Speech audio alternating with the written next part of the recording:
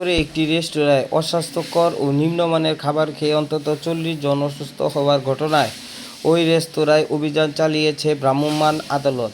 গতকাল রোববার সন্ধ্যায় শহরের পুরান বাজার এলাকায় RFC রেস্টুরেন্ট এ অভিযান চালানো হয়।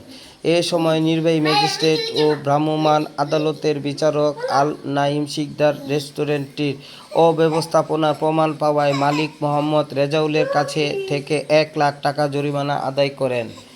জানা গেছে, গত শুক্রবার বিকেল থেকে RFC রেস্টুরেন্টের খাবার খেয়ে কয়েকজন ক্রেতা অসুস্থ হয়ে পড়েন। পরে সেদিন রাত 9টা থেকে পৌর শহর ও সদর উপজেলার বিভিন্ন এলাকা থেকে রোগীরা চিকিৎসার জন্য হাসপাতালে যেতে শুরু করেন। গতকাল রোববার দুপুর 12টা পর্যন্ত হাসপাতালে ডায়রিয়া ওয়ার্ডে অন্তত 40 জন ভর্তি হন। তাদের মধ্যে 2 জনের অবস্থা আশঙ্কাজনক হওয়ায় তাদের ঢাকা মেডিকেল কলেজ হাসপাতালে পাঠানো হয়েছে। অসুস্থ রোগীদের অভিযোগ, RFC রেস্টুরেন্টে অস্বাস্থ্যকর ও নিম্নমানের খাবার খেয়ে তারা অসুস্থ হয়ে পড়েছেন।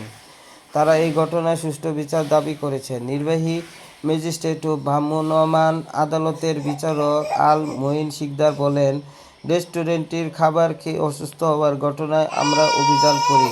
তারা অস্বাস্থ্যকর পরিবেশে খাবার সংরক্ষণ করছে, নিম্নমানের চেয়ে খারাপ তেল তারা ব্যবহার করে খাবার রান্না করছে। তাই রেস্টুরেন্টে আমরা 1 লাখ টাকা জরিমানা আদায় করি। একই সঙ্গে তাদের সতর্ক করে দেওয়া হয়েছে, যদি তারা নিয়ম ভঙ্গ করে তাহলে তাদের রেস্টুরেন্ট সিলগালা করে দেওয়া হবে। অভিযানের সময় উপস্থিত ছিলেন মাদারীপুর সদর উপজেলার নির্বাহী কর্মকর্তা ওয়াদিয়া শাবাব, জেলা নিরাপদ খাদ্য কর্মকর্তা মোহাম্মদ রফিকুল ইসলাম সহ সংশ্লিষ্ট ব্যক্তিরা।